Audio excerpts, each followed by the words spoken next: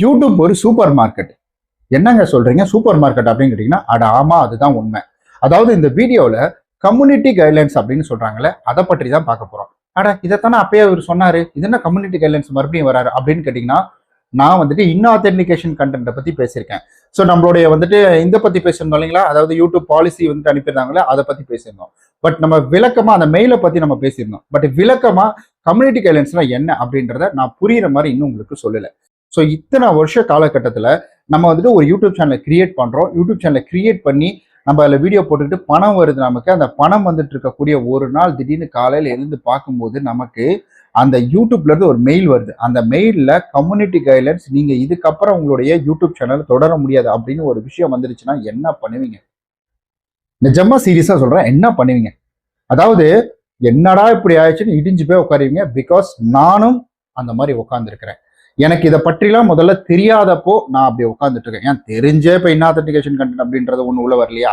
இது மாதிரி அதாவது யூடியூப்பை பற்றி முதல்ல தெரிஞ்சுக்கோங்க. கம்யூனிட்டி கைட்லைன்ஸ்னா என்ன? நம்ம ஆல்ரெடி சொல்லியிருக்கோம், இது நம்மளுடைய கவர்மெண்ட் அப்படின்ற மாதிரிலாம் சொல்லியிருக்கோம். அவங்க என்ன சொல்றாங்கன்னா, அது யூடியூப்னு தனியாக வந்துட்டு ஒரு பாலிசி இருக்கும், அதெல்லாம் நம்ம சொல்லியிருக்கோம். பட் இதில் என்ன சொல்ல போறோம்னா, இன்னும் எலாபரேட்டா புரியுற மாதிரி. இப்போ யூடியூப் அப்படின்றத வந்துட்டு ஒரு சூப்பர் மார்க்கெட்டா எடுத்துக்கோங்க. யூடியூப் ஒரு சூப்பர் மார்க்கெட். இந்த சூப்பர் மார்க்கெட்டில் நீங்க வந்து ஒரு நிறைய பேர் நிறைய பொருள் வச்சிருப்பாங்களே. ஒருத்தர் வந்து காய்கறி வச்சிருப்பாங்க, ஒருத்தர் வந்துட்டு ஸ்நாக்ஸ் ஐட்டம் வச்சிருப்பாங்க, இன்னொருத்தர் பார்த்தீங்கன்னா வந்து ஃப்ரோசன் ஐட்டம் வச்சிருப்பாங்க. இந்த மாதிரி நிறைய விதமான பொருட்கள் வச்சிருப்பாங்களே. அது மாதிரி நீங்க ஒரு பொருட்களை கொண்டு போய் உள்ள வைக்க போறீங்க.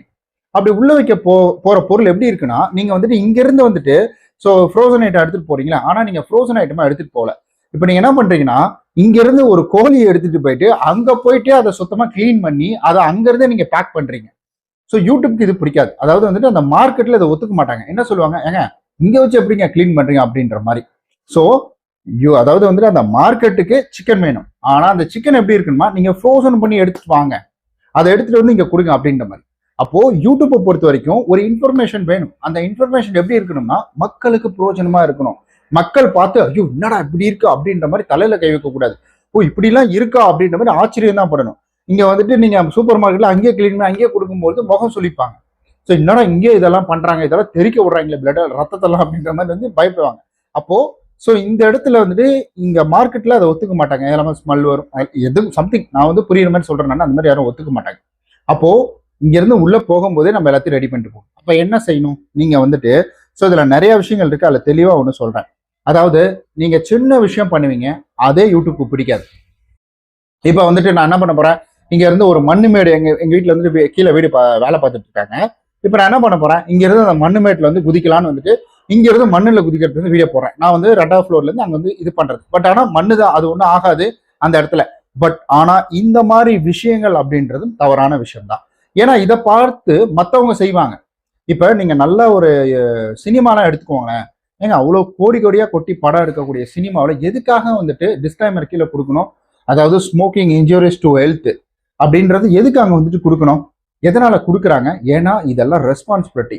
இதெல்லாம் வந்துட்டு நீங்க அதெல்லாம் ப்ரொமோட் பண்ற மாதிரி ஆயிடும்.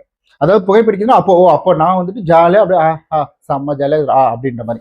இப்பெல்லாம் அப்படிதான் ஆயிப்போச்சு. வேற இப்பெல்லாம் வந்துட்டு சும்மா டென்ஷன் ஆனா வந்துட்டு குடிக்க போறது, இல்ல சந்தோஷமா இருந்தா குடிக்க போறது, இல்ல வந்துட்டு ஒரு 2 கலந்துருந்தா குடிக்க போறது, எதுக்கு பண்றதுனே தெரியல. அந்த மாதிரி அதெல்லாம் ப்ரொமோட் பண்றாங்க.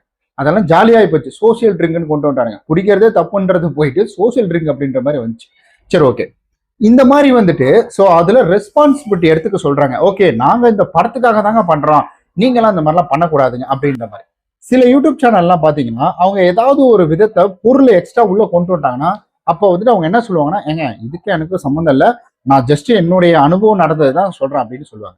ஃபார் எக்ஸாம்பிள், கொஞ்ச நாளைக்கு முன்னாடி ஐடிஎஃப்சி பேங்கை பற்றி ஒரு தம்பதி வீடியோ போட்டிருந்தாங்க. கொஞ்சம் வருடங்களுக்கு முன்னாடி அவங்க வந்து வீடியோ ஆரம்பத்திலே சொல்லிட்டாங்க, இது எனக்கு நடந்த அனுபவங்க, என்னுடைய அனுபவத்தை தான் இந்த இடத்துல நான் சொல்றேன், நானே மற்றபடிலாம் வேற எதுவும் கிடையாது அப்படின்ற மாதிரி ஒரு டிஸ்க்ளைமர் அந்த இடத்துல கொடுத்துட்டாங்க.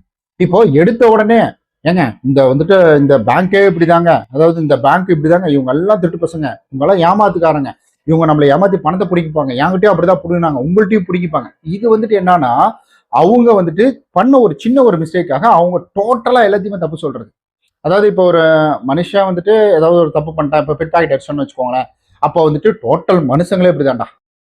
அதாவது இந்த வடக்கு சைட்ல இருந்து வந்துட்டு இந்த 7 நாள் அப்ளிகேஷன், அந்த கால் பண்ணி மிரட்டுறது, இந்த மாதிரிலாம் பண்ணிட்டு இருந்தாங்களே, அப்போ வடக்கு சைட்ல எல்லாமே அப்படிதான்டா, ஹிந்தி பேசுற எல்லாருமே அப்படிதான்டா அப்படின்ற மாதிரி. நிறைய பேருக்கு மைண்ட்ல இருக்கும். அதாவது வந்து வடக்குனாலே ஹிந்தி தானே அப்படின்னு நினைப்போம். ஆனா அங்கேயே நிறைய லாங்குவேஜ் அப்படின்றதுலாம் இருக்குது. ஸோ அது வேற. ஸோ நானும் ஒன் டைம் வந்துட்டு இங்க மெட்ராஸ் வராதுக்கு கூட அப்படிதான் நினைச்சிட்டு இருந்தேன்.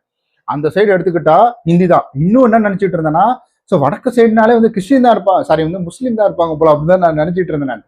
ஸோ அந்த அளவுக்கு வந்துட்டு இருக்கு. ஸோ அப்போ இந்த மாதிரி ஒரு பர்டிகுலர் வந்துடக்கூடாது. இப்ப என்ன ஒருத்தவங்க வந்துட்டு இப்ப வடக்கு சைட்ல இருந்து என்ன ஏமாத்துறாங்க, மிரட்டினாங்க. ஸோ அப்ப நான் என்ன பண்ணேன், வீடியோ போட்டேன்.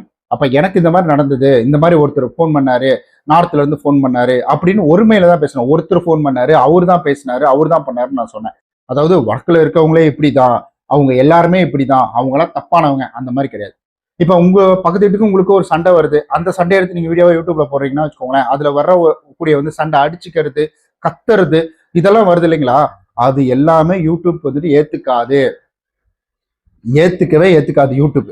ஏன் ஏத்துக்காது அப்படின்னா, நீங்க வந்து நியூஸ் சேனல்லாம் பார்த்திருக்கீங்களா? இந்த நியூஸ் சேனல்ல டைட்டில் போடக்குள்ள பார்த்திருக்கீங்க. இப்ப வந்துட்டு ஒருத்தர் ஒரு ஆக்டர் வந்துட்டு இது பண்ணிக்கிட்டாரு. இந்த பாலத்துல இருந்து, அடையார் பாலத்துல இருந்து கீழே ஆக்டர் இல்ல, சாரி வந்து ப்ரொடியூசரு, அப்புறம் ஏதோ சினிமா இதெல்லாம் நடிச்சிருக்கிறாரு போல. அவர் வந்துட்டு இதுல இருந்து கீழே வந்துட்டு இருக்கிறாரு போல. இங்க பாருங்க, இப்ப வந்துட்டு இப்ப எடுத்த உடனே இது வந்துருக்குது பாருங்க.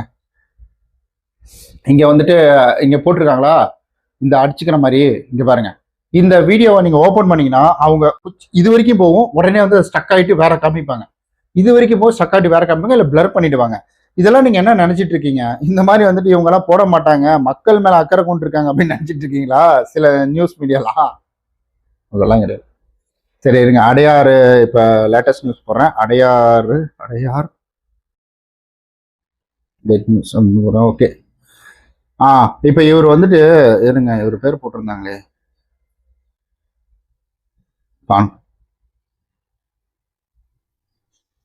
அதாவது தன்னூரை தானே மாய்த்துக்கிட்டாரு அப்படின்ற மாதிரி போட்டிருந்தாங்க. அதுல வந்துட்டு அவங்க எப்படி போட்டிருந்தாங்கன்னா வந்துட்டு, இதுக்கு என்ன அர்த்தம், தன்னூரை தானே மாய்த்துக்கிறதுக்குன்னா அதுக்கு என்ன அர்த்தம்னா வந்துட்டு தர்ரு அப்படின்றது வரும் இல்லைங்களா? அதுல வந்து ஸ்டார் வச்சு போட்டிருப்பாங்க, அந்த பேரை முழுசா காமிக்க மாட்டாங்க. இந்த மாதிரி வார்த்தைகளை கூட நம்ம பயன்படுத்தக்கூடாது, நல்லா தெரிஞ்சுக்கோங்க. சின்ன வார்த்தைகள் கூட அதுல நீங்க டைட்டில்ல கொடுக்கக்கூடிய வார்த்தையில கூட இப்ப வந்துட்டு HACK அப்படின்னு வருது பாத்தீங்களா? இதை நீங்க வந்துட்டு ஹவு டு HACK அப்படின்றத நீங்க போட்டுட்டீங்கன்னா, நீங்க டைப் பண்ணி பாருங்க, அது உங்களுக்கு தெரியும். இது கூட காட்டக்கூடாது. ஸோ அந்த மாதிரி நீங்க அங்க போட்டுட்டீங்க, ஹவு டு HACK அப்படின்ற மாதிரி போட்டுட்டீங்கன்னா, ஸோ இந்த இடத்துல நீங்க ஏதோ சொல்லி தரீங்க இதை பற்றி அப்படின்றதுக்காகவே உங்க சேனலை வந்து டோட்டலா காலி பண்ணி விட்டுரும். எனக்கு மொத ஒரு ஸ்ட்ரைக் அப்படின்றது வந்துட்டு வார்னிங் வந்ததுக்கு நம்மளுடைய வீடி தமிழ்ல இது காரணமா தான் வந்துச்சு.